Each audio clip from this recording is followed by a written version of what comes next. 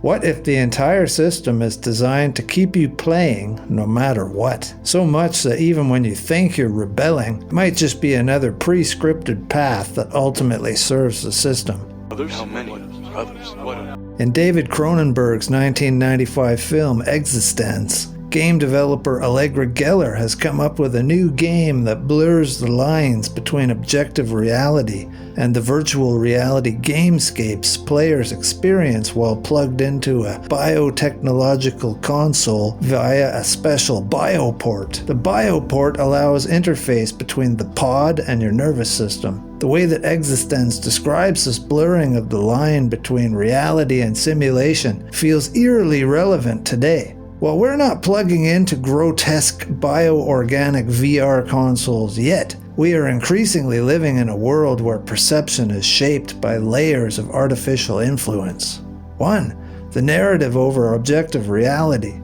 In Existence, the characters don't realize they're still inside the game because it feels real.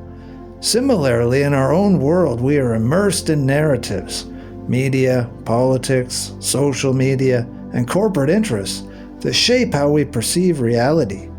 Through social media and algorithmic influence, platforms curate what we see, reinforcing certain viewpoints and distorting what's real. If your reality is mediated through a filter bubble, is it any less of a constructed experience than a game world? Through deepfakes and AI-generated content. The rise of AI-generated text, images, and even people makes it harder to distinguish truth from fiction. We are approaching a point where digital fabrication could outpace human ability to verify what's real, through misinformation and mass persuasion. Just like Existence's characters struggle to determine whether they're in the game or not, modern society grapples with conflicting realities shaped by biased news, propaganda, and corporate storytelling. 2. Reality becoming more game-like.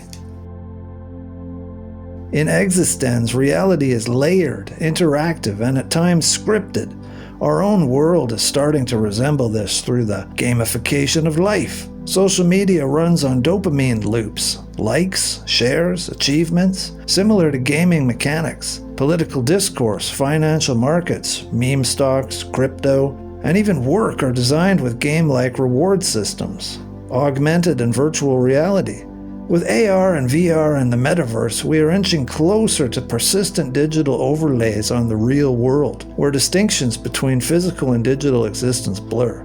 Synthetic environments. AI and simulation technologies allow for reality construction at unprecedented levels via deepfake influencers, AI-generated videos, and immersive digital realms, which could conceivably reshape how we experience day-to-day life. Moreover, films like Existence and The Matrix play with the idea that if reality is indistinguishable from a simulation, how do we know what's real? Philosophers like Nick Bostrom argue that if technology keeps advancing, the probability that we're already in a simulation increases. 3. Further blurring the lines. Discoveries in quantum physics suggest that reality isn't as solid as we think. For example, particles behave differently when observed, hinting at a reality dependent on perception, kind of like a game engine rendering objects when the player looks at them.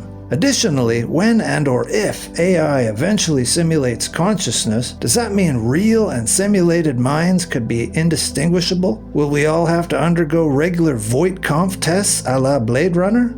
So, how close are we to sci-fi? Our perception of reality is already being shaped by artificial layers. As we strap on our Oculus Rift or other VR headwear, do we not integrate more fully with and eventually come to depend on AI, social media, and other digital environments? Even as we constantly crane our necks to peer zombie-like at the flashing screens in our hands, we may be prompting some evolutionary change. As we do so, the harder it becomes to separate reality from simulation. We may find ourselves in a situation not unlike Cypher in The Matrix, where he knows the stake is fake, but chooses to betray his fellow humans, seduced by the promise of being plugged back into a machine-projected simulation where he can once again enjoy the flavor of his steak, preferring the ignorance of accepting the sim and the flavor over the bitter struggle and cold gruel of the soul's return to source. force. Let us rejoice and be glad in that knowledge that we as knowers will not get tripped up by this question of if it feels real, does it matter? Since we remain immovable and resolute as we make our way back to the fullness, and we are not waylaid by the fake stakes of bondage and soul death.